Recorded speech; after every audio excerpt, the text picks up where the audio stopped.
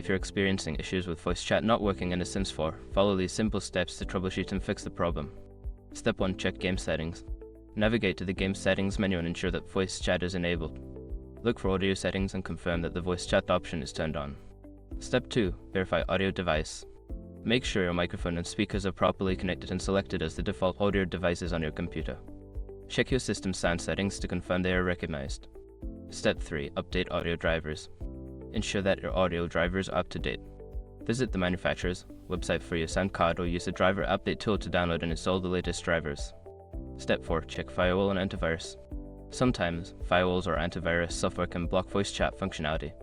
Check your firewall settings and ensure that The Sims 4 is allowed to communicate through the firewall. Step 5. Restart the game and system. After making the necessary changes, restart The Sims 4 and, if needed, your computer. This can help apply any changes and resolve temporary glitches.